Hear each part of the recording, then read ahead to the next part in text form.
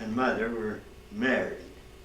But before they moved into this 2 rooms in the upstairs that is built here, they had to live with Grandpa August and grandmother Bertha Pearson, or Olson Pearson. That was my grandmother's name. And then after they lived with them for a while, they finished the house and moved into these 2 rooms, and then the upstairs rooms was over so that they had bedrooms upstairs. And then later, well, my brother Elmer was born here, and my sister Bertha. But as far as Leora, I don't remember how that was. But I think she was born in these rooms. And then, after that, they added a kitchen, which we always called the wash house, after we moved it away, after we built these other rooms on. And then there was they built this cellar under these 2 rooms before they put the 2 rooms up so they could dig the cellar. We call them cellars, basements now, And then we went from there when in 1912, as I remember, is when we added the other part of the house on from these other rooms. This room and see where the kitchen that we attached to these 2 rooms was then.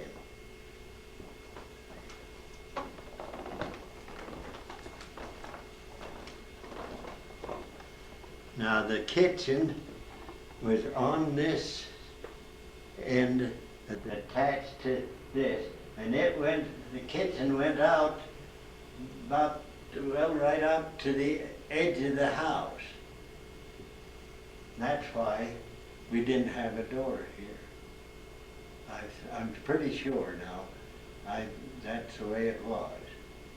But then we had a stairway put in right here that went up to the upstairs and come right down to this side. We come out of the kitchen door right here and into the stairway and went upstairs.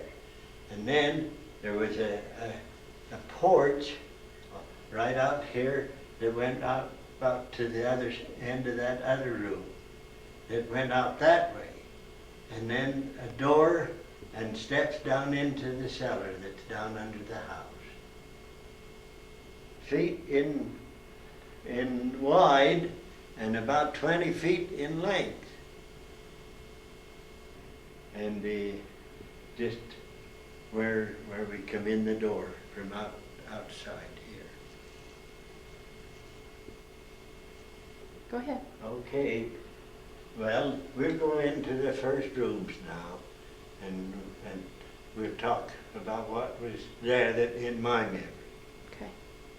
So we'll travel into the first.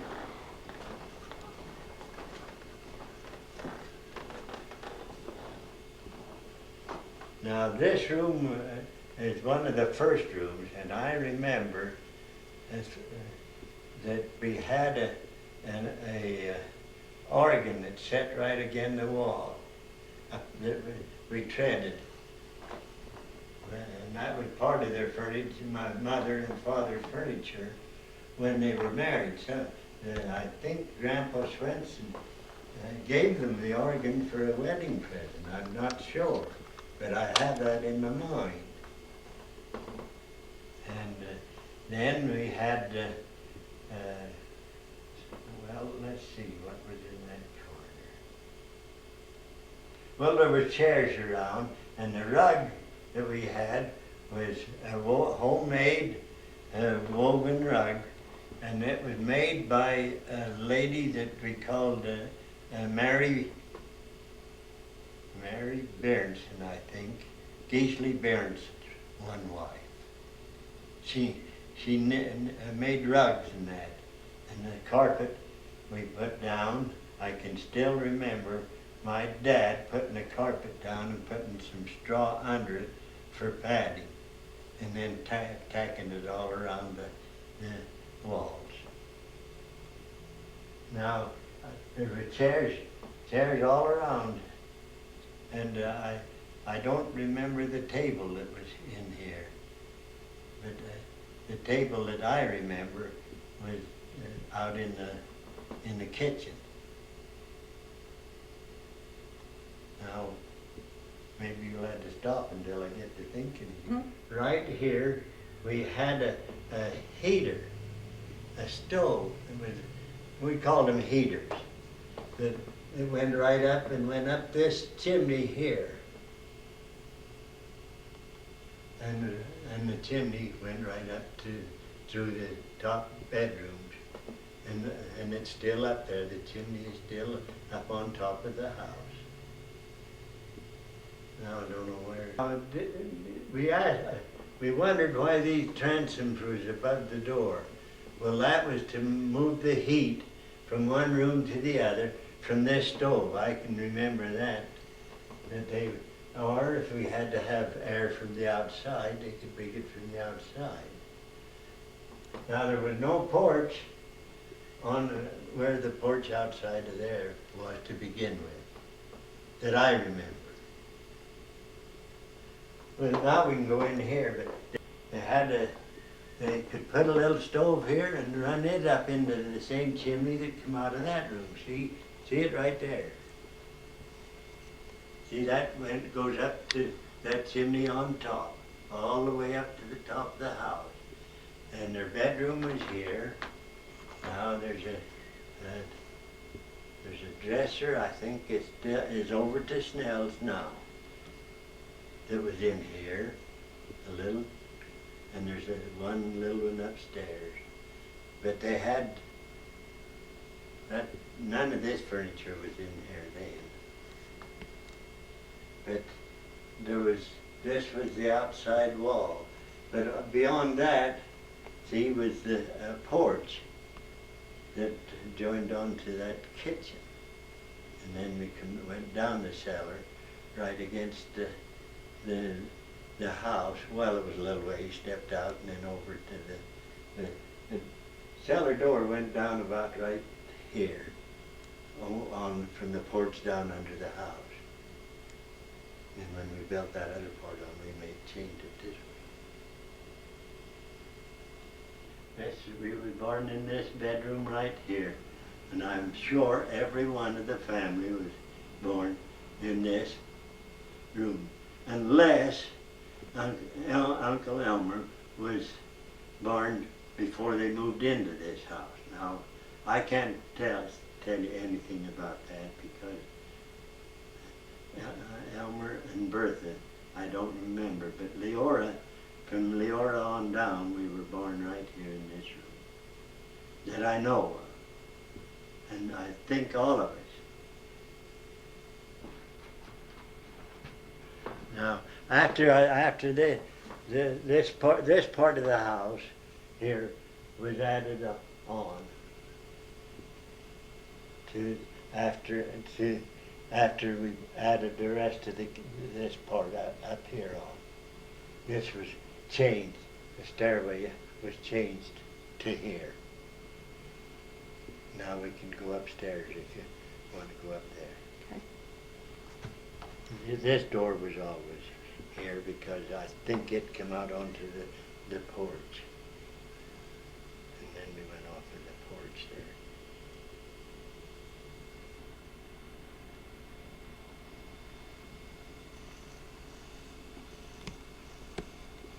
It come into these two rooms that was above the first two rooms, come right up here, and went down.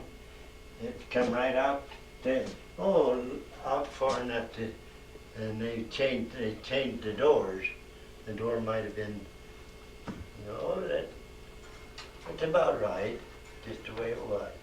But we had a place here that we could put a stove and go up that same one that we could put a stove down in the other room. But I don't ever remember of a stove being in this room.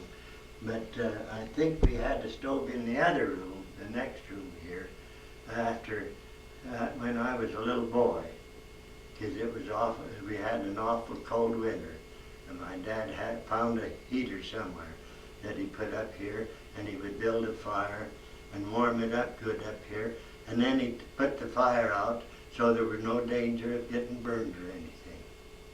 And that's what I can remember. But this is where we slept. The boys all slept in, three of us in a bed, or two of us in a bed. Elmer and myself slept in one bed, and then Bertha and Leora was in this, I would think, was their room, and that was my brother Elmer and my room over there.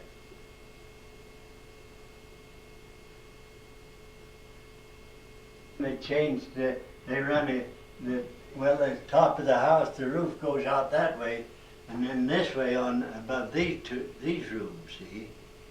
So they built from here that way in 1912 and changed the stairways and stuff. And then we had, after 1912, we had a bedroom over the top of the dining room that we have down there after we changed in I think it was 1912 to be the right year. I think I was 11 years old when we changed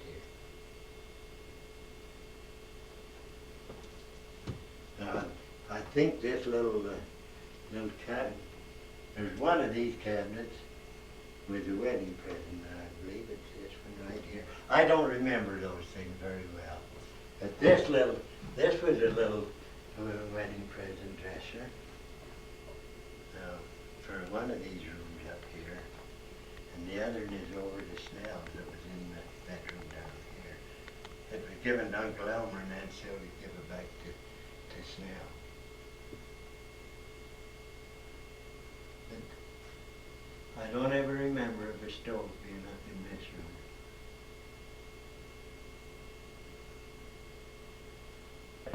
We put the bed right over there. I can remember the bed was being right just a little closer to the edge than this one.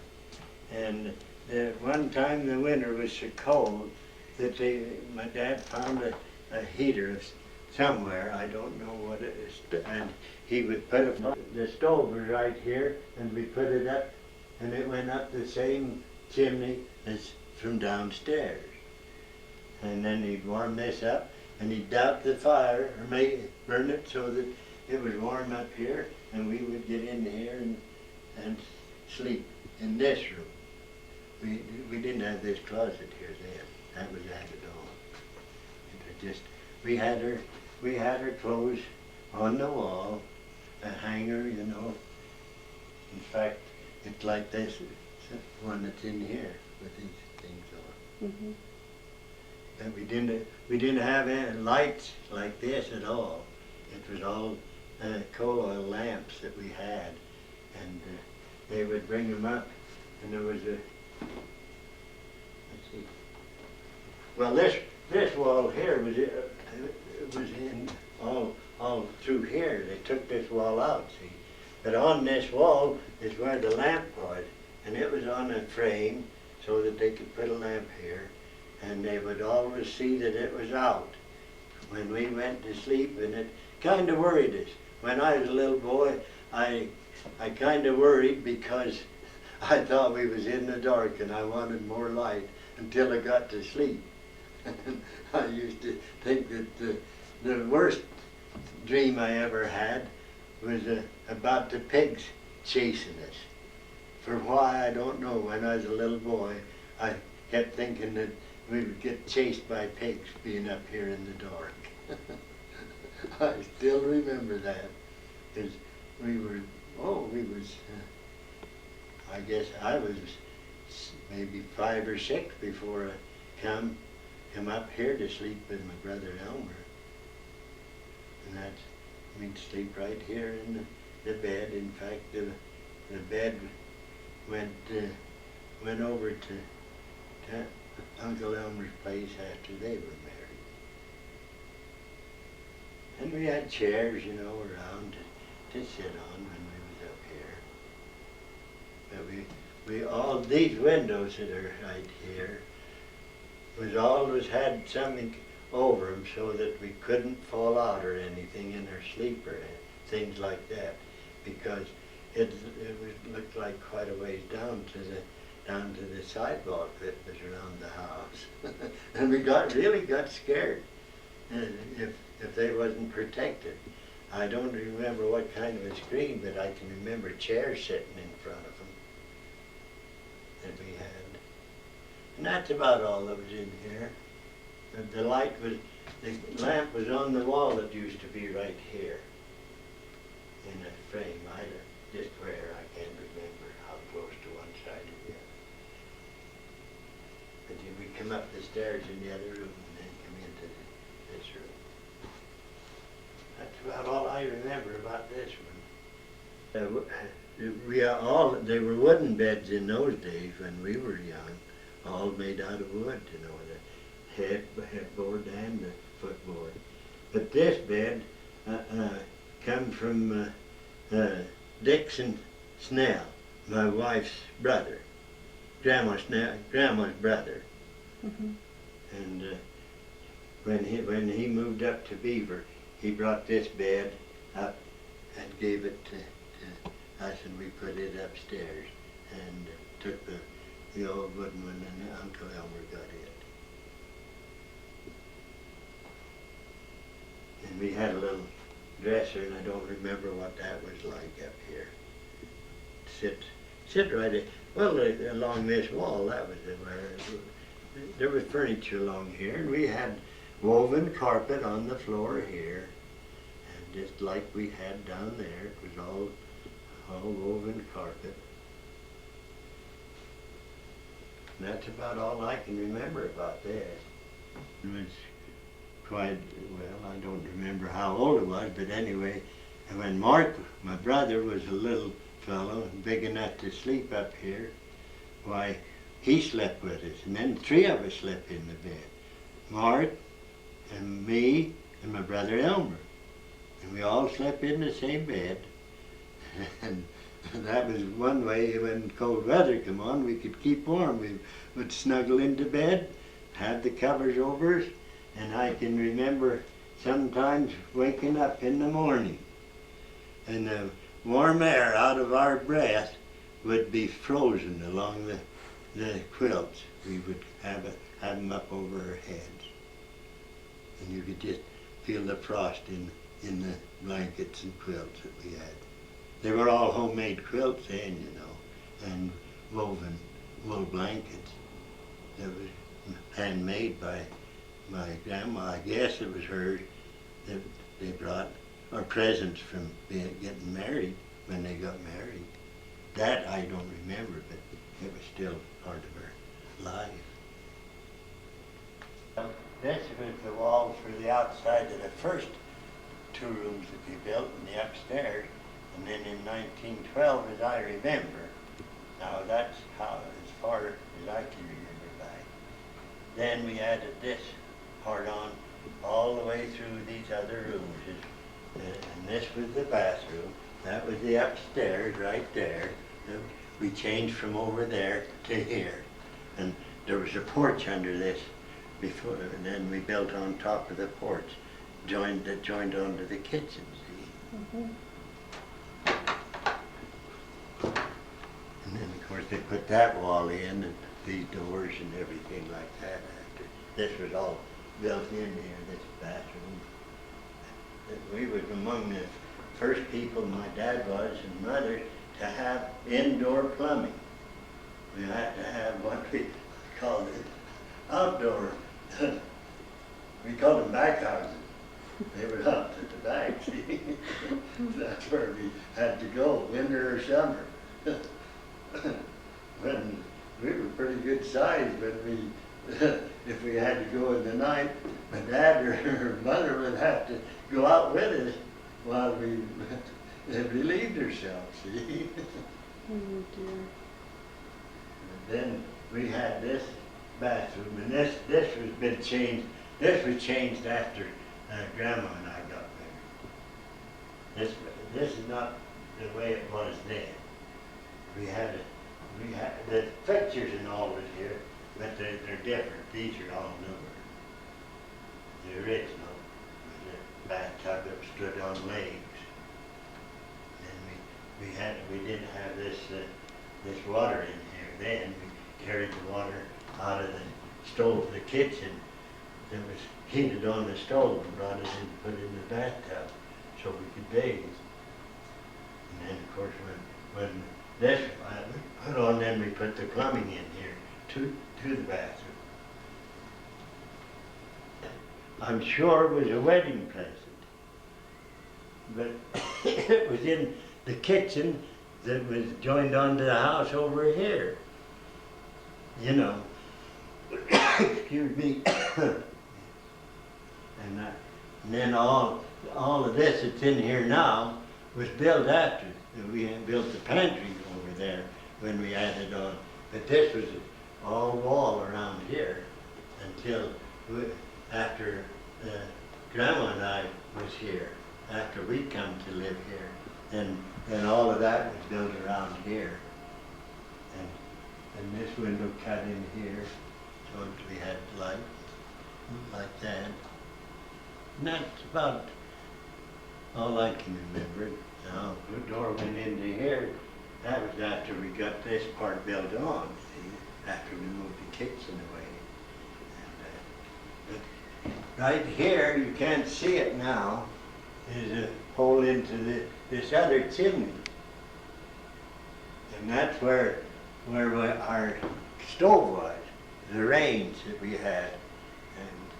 And there's where we cooked, because there was the pantry. And the food and all the dishes, and that was in there. None of this was here then. And this was all built after Grandma and I got here. And the kid, well, Dorothy and George or Dorothy and Snell was young. Well, after my dad died and my mother died, when we done this, in about 1940 or somewhere along there. We were married and had our family that we have before this. What shall I talk about now? Snell? I had Snell, and he was born over in Aunt Simi place, we call it. The little house that's in the middle of the block over here. It still stands over there. And that's where we lived, Grandma and I, for a year and a half, or nearly a year, and from August to November, we lived over there and in that house, and then we went to California in 1923. Snell was just a baby, about a year and a half old, and that's when we went to California. And then when we come back, I believe we was down there about 8 months, and then I come back to work on the farms again. And then in 1927, Dorothy was born. But in the meantime, well, never mind, the kids won't be interested in what I was going to say. No. But in 1927, Dorothy was born, and we put a bed up in where we called it the boiler then, in that first room, and that's where Dorothy was born, in there. There was these two pictures was wedding presents to my dad and mother. I remember that. And this, what do you call it, dresser? The cabinet it was. It had a top on it with a big mirror right there. And of course we had a big stove there that went up to that chimney. But it stood over here then. And that's where it was. Or out there. It was changed around, you know, like they change furniture now. And then these fixtures and that, Uncle Mac come up and brought those. But you see, the stairway was gone because it was moved over to there then. And we had this whole wall. And then when this was built, then we made a closet in there, a closed closet. That's about it. And these porches was added on when we built here. They were all put on this house. And the fixtures here, Uncle Mike brought up, but this table and all these chairs, all that rocker was, my father and mother bought that from Sears and Roebuck, and a table and another little settee, they called them then.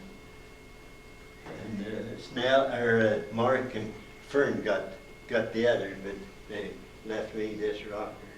Then we had a piano in the other room that Elsie got. But this table and these chairs was some of Grandma Snell's, my wife's grandma's grandma.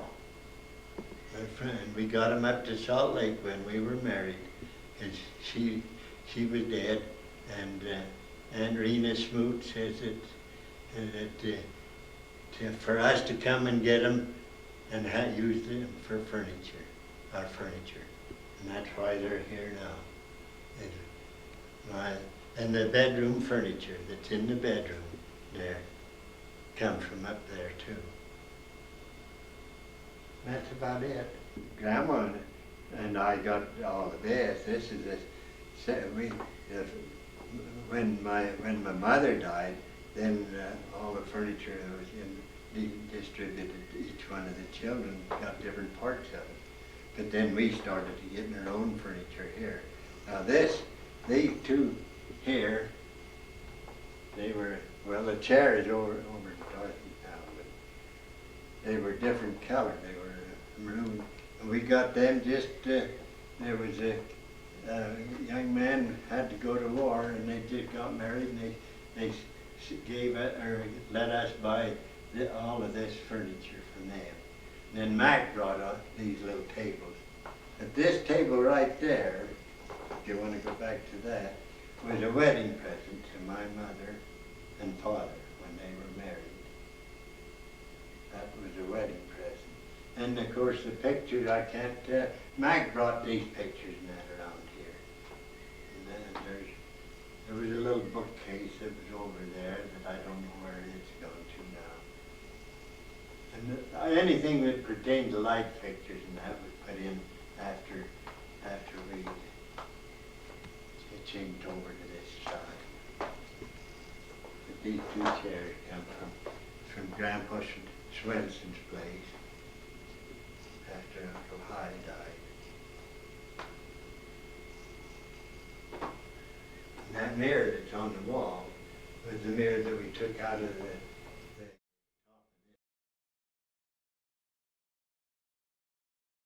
Bertha and Leora, and then I come along, and then my sister Elsie, and then Mark was the baby of the family. And this is the home that we own. This is the only home we had and knew while we were growing up. And of course, after we got married, we went to different places. But I come back to this home because Grandma and I took care of my dad and my mother on the last of their life. And my dad died quite young, 63, and then my mother died at 1937, and my dad died in 1931. I was 30 years old then because I was born in 1901.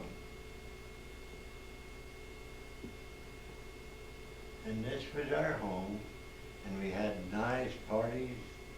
I remember as a little boy, and that how we would have everyone would get in here, and that was after we had got the piano, after we traded for it. In fact, before we had the piano, and the kitchen was on that side, we would have our meals and that in here, and we'd come in here. My dad had popcorn on the stove out there, bring it in here, and have a nice fire. This is in the winter time when it was cold, you know. And we would all sing, no matter how good we sang, that wasn't the point, but we had to sing. And then they would tell us stories of their lives. That's what they would do. How they grew up when they was little boys and girls. And it was interesting, you know, to sit and just remember that. And then my mother always read something out of the Bible or the Book of Mormon or whatever books we had, church books, the era and all of those. All church books, we always had something read to us, so that and when we went to church, we was familiar with the things that was going on. And when I was, to my memory, when we got big enough so I can remember, and all of us going to church, with the exceptions of Mark wasn't born then, but Elsie was a little girl, as far back as I can remember. See, I was just 4 years older than Elsie, and I can remember her as a little girl here, and that's about as far back. But I remember when Mark was a baby, gosh, we all thought he was the greatest little fellow on earth. Well, you know, how little babies affect you. Of course, we were big enough then to realize that he was part of our family, always. That's about it. There was a nice picket fence all around the lot. Clear up to where those two houses up there are. We went half of the way up the block to Grandpa's lot. Remember when we were younger, we would go up to Grandpa Swenson's and Brigitta, that was his second wife that he lived with in the old house.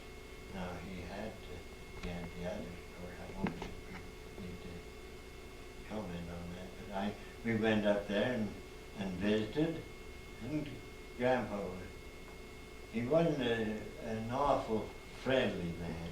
He would, you know, you could go, but you could talk to him a little while, and then that was it. He was always a businessman. You had to be working. You had to be doing something. No matter how small we had jobs. When we were little tots, like we've got around us now, my job started when I was 5 years old. My dad would chop the kindling to make the fires in the stoves and that, and stack it in a coal house, we called it, because there was coal in there for us to heat it, put in the stove. And then he would stack a nice row of kindling all chopped up in little pieces so that he could bring it in. And my job was to get enough kindling to start the fires and put in a wood bag, a box that we had back of the stove, so that in the morning he could get up and make the fire to warm the house in the wintertime. And in the summertime, of course, we burned wood in the stove, because we didn't have gas or anything or electricity then. It was all coal, all lamps that we had for light. And we would set the lamps on the one table out there in the kitchen and all get around there to study our lessons when we were going to school when we were young. Where did you go to school? Well, the first school I went to was down where the fire station is. What was it called? It was called,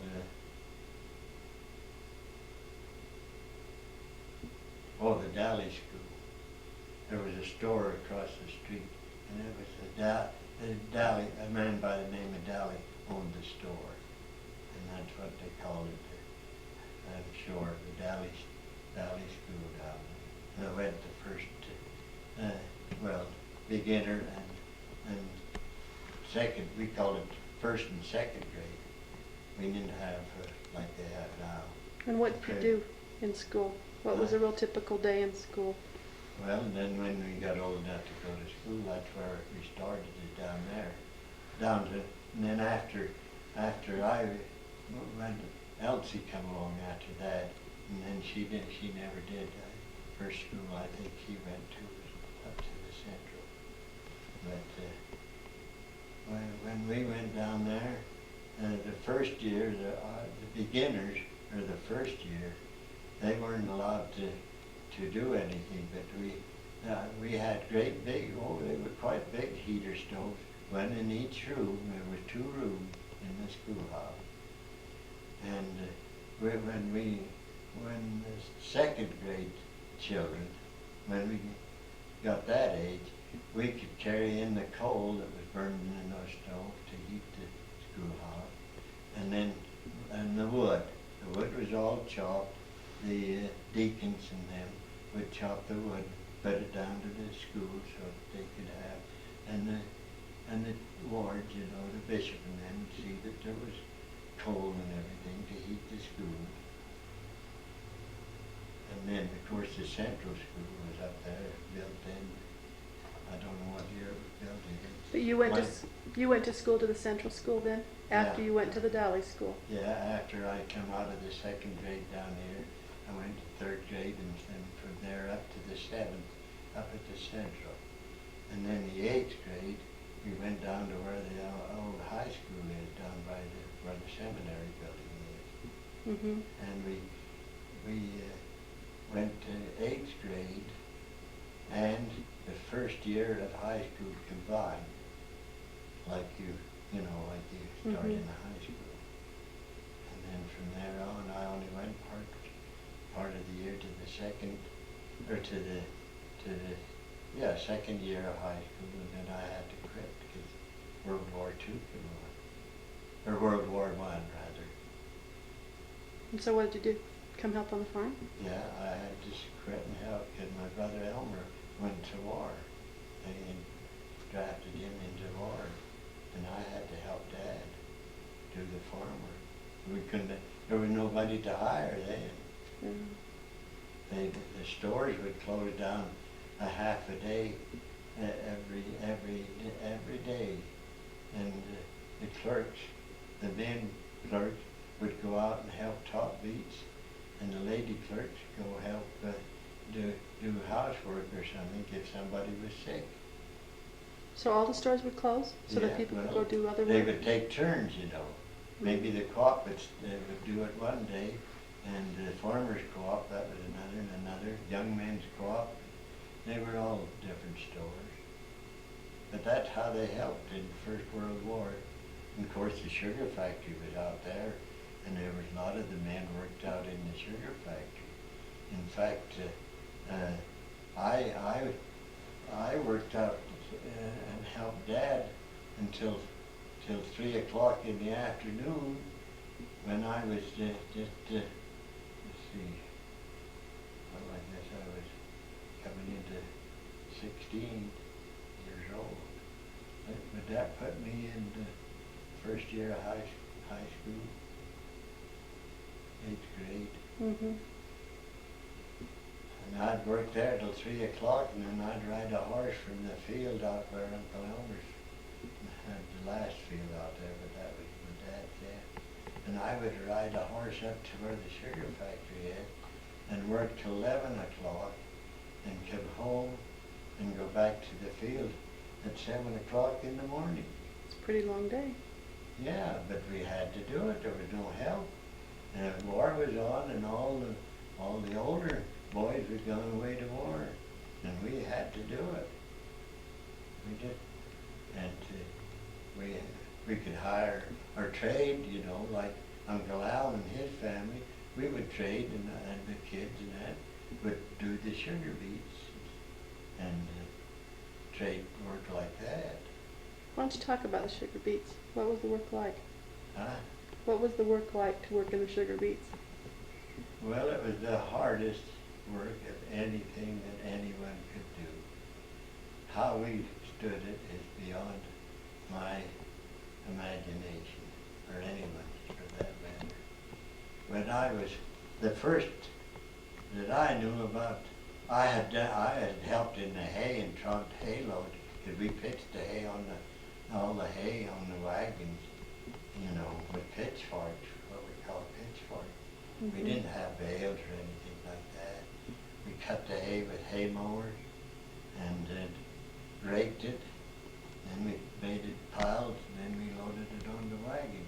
And I was just about around 7, maybe 8 years old. I trumped hay on those wagons because when they put those piles on loose, we'd have to drum them so they could keep adding to build the loads. And gosh, when they'd get up high, it was almost scary us to be up on top, and we had to be careful because if we got too close to the edge, off we went. We'd fall off of the load of hay. And we were scared. We had to tie the load down with a pole running along the length of the load and tied down with rope so that it would hold the hay from being too loose or bouncing. And if it tipped over, it tipped the wagon and all over. And we tipped over several times on our way. The road was so rough. We didn't have cement or anything like that. Never. Well, I can see how that would be dangerous. Yeah. Yes. One time out there, after we got older, and Dick, Grandma and I were married, Dixon come up. They lived here then. He come and wanted to tromp hay.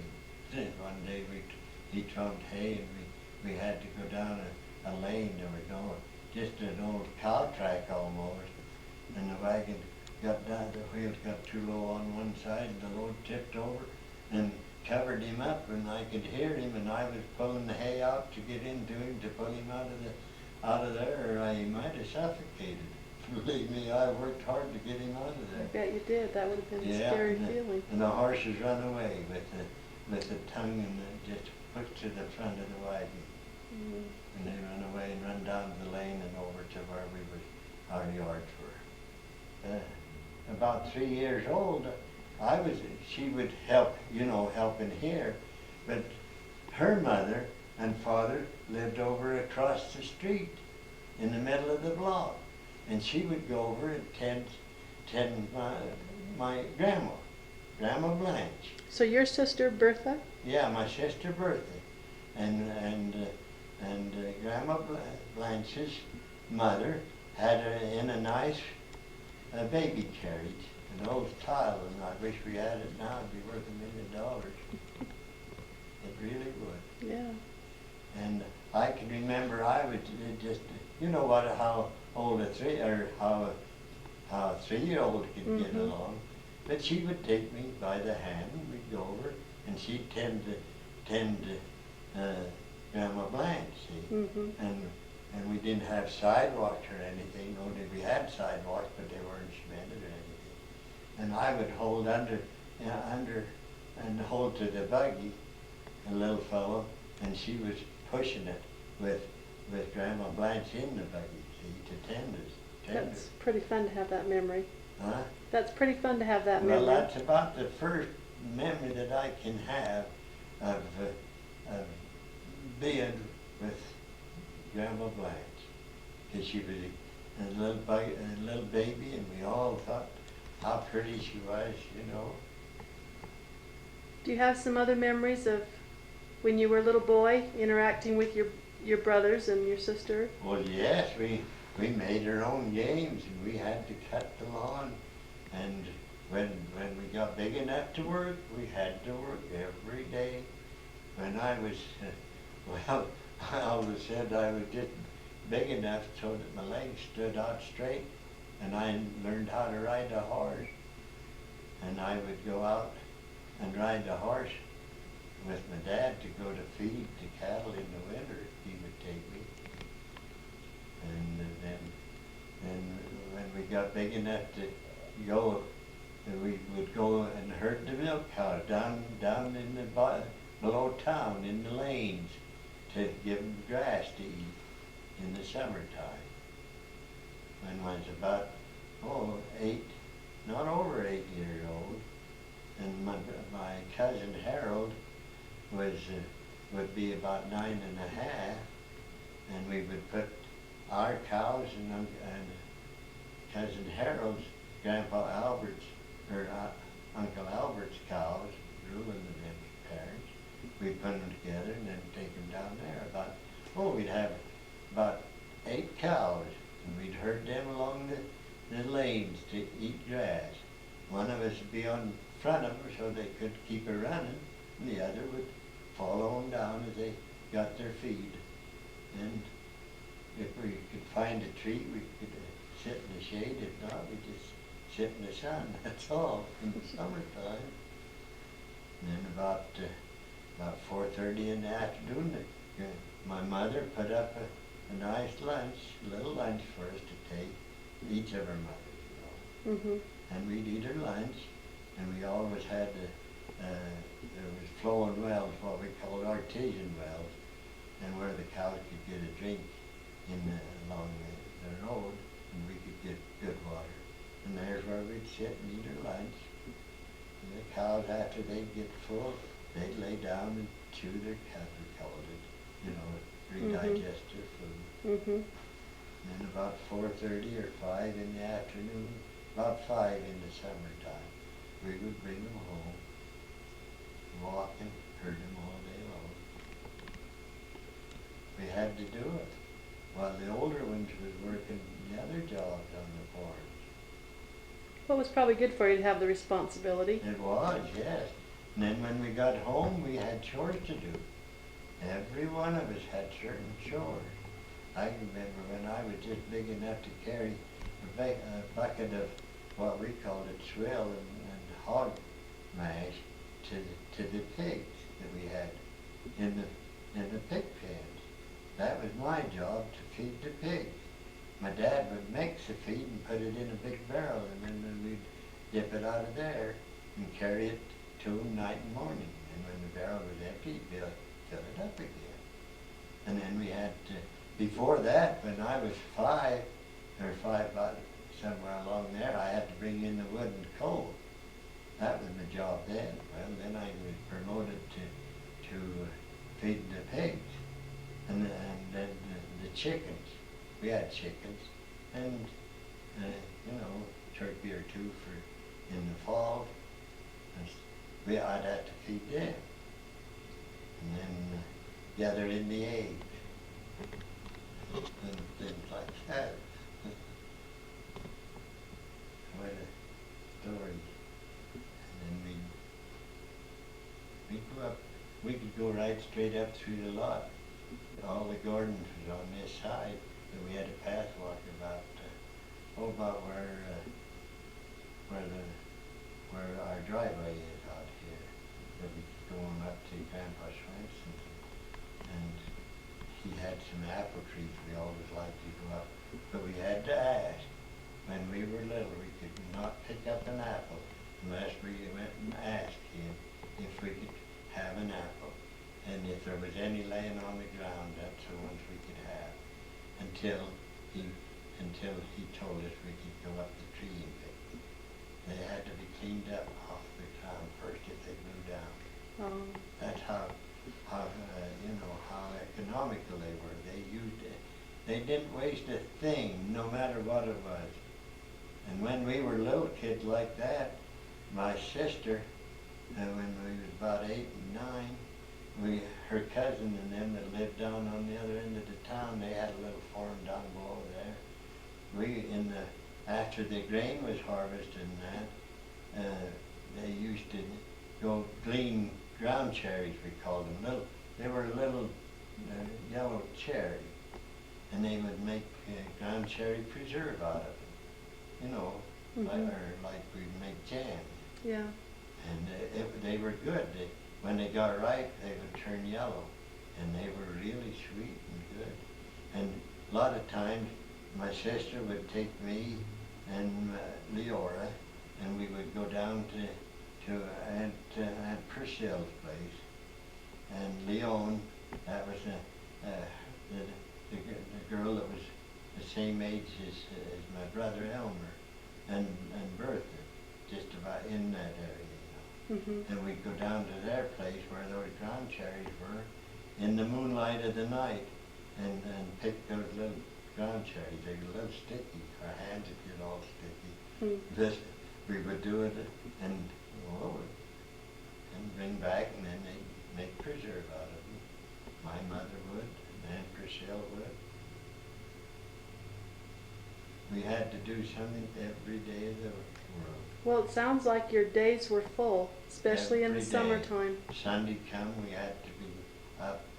In fact, Saturday night, we all got in the kitchen when my mother would heat the water on the stove, and it was in the kitchen, in a big boiler, what we called a boiler, a big thing that we put on the stove, put the water in, and she'd heat it, and she'd move the table off to one end, and we'd put the a tub like we got now, tin tubs, you know, in the floor, and she would put the water in there, and the boys would bath, and then they would empty that water out, and they'd heat some more, and the girls would take their bath. If we'd bathe and go up to bed on Saturday night, or in the summertime when we were young and would sit and beach.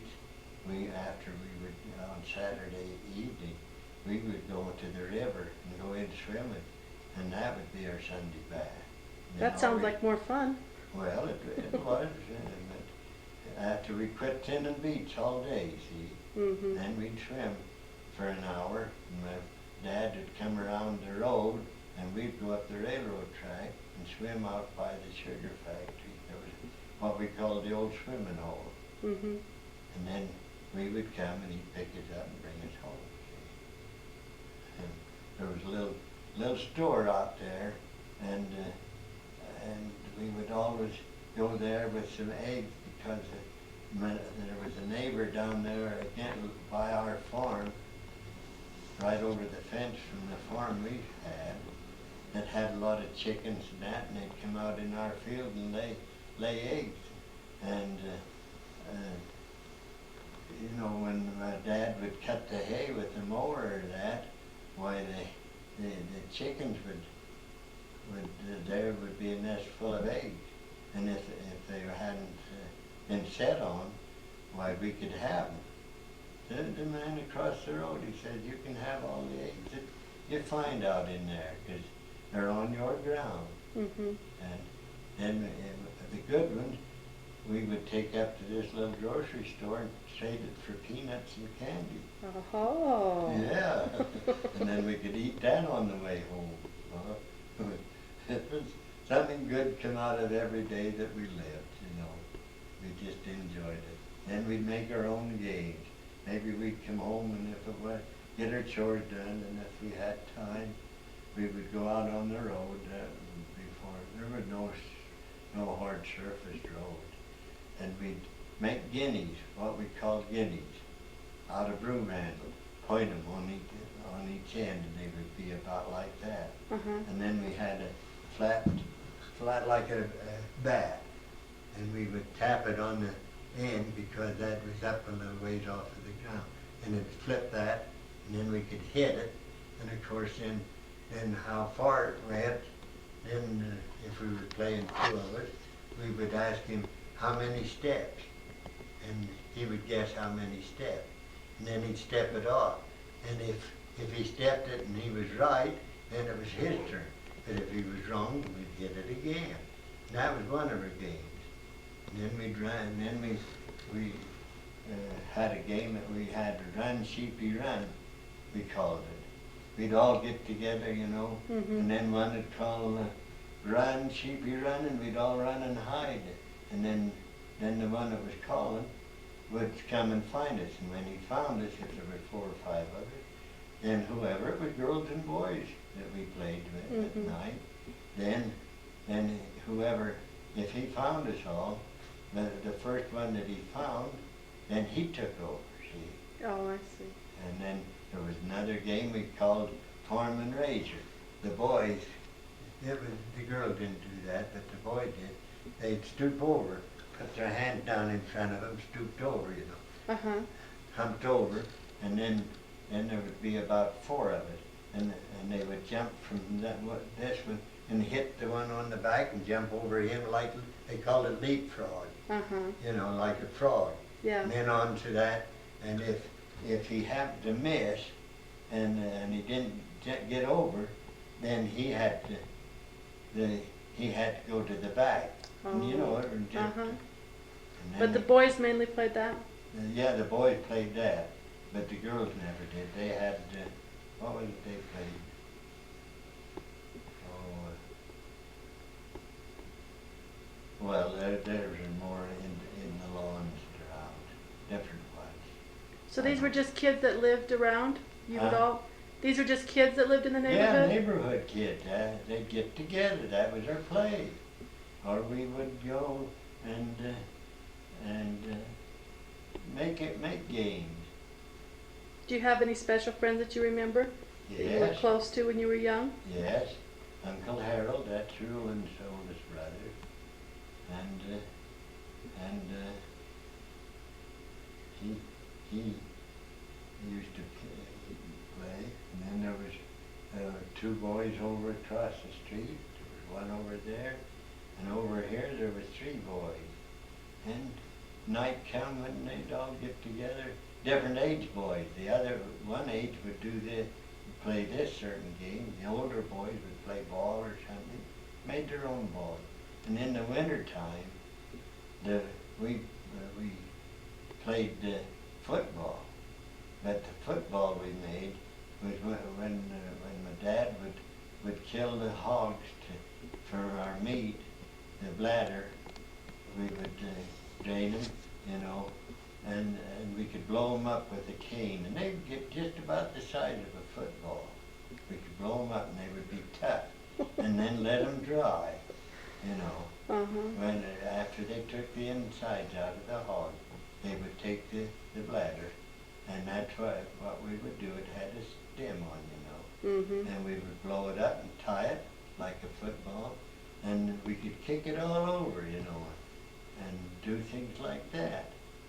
And Well, that was an our interesting football, Grandpa. Yeah, that was our football.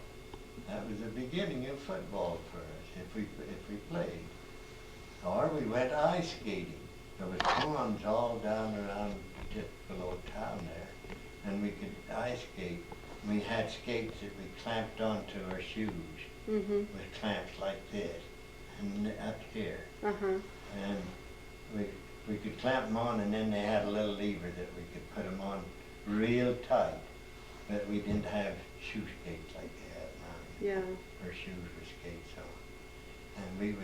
And we played ice hockey, just the same as they have now, only we made our own hockey sticks.